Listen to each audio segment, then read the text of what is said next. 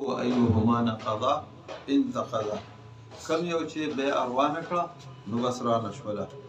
واصل هذا او اصل الذي ذلك بأن اشتراط الخيار لغيره جائز استحسانا. شرطول د خيار د غیر د پاره دا جائز دي استحسانا.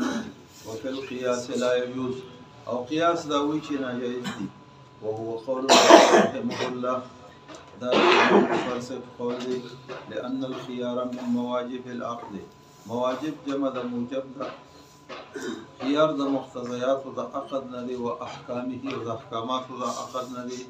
نو فلا يجوز اشتراطه لغيره نو د اشتراط د بل چا د لپاره جائز ندي. عقد خو رشید صاحب کوي نو دا کم سیس چې د عقد د لوازمو ندي او د احکاماتو ندي نو دا به د رشید صاحب حقیقي به بل د لپاره نه مقرري نه به شرط کوي چې دا بل ته د خياري كاشتراط الثمن على غير المشتري.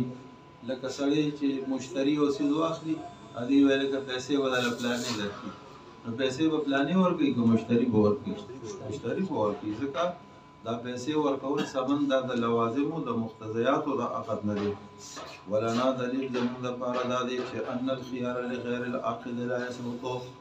موږ وایو استحسانا خو صحیح دی ځکه خيار چې کوم دی د غیر عاقد د پاره دا نه ثابتېږي الا بطریق النیابه عن العاقد مگر دا چې دا بهار علی د عاقد د رشید صاحب نائب شي نو فیقدر الخيار له اقتضاء نو د پاره به مقرر کړي شي مقدر به کړي شي دا خيار اقتضاء دا اقتضاء ده.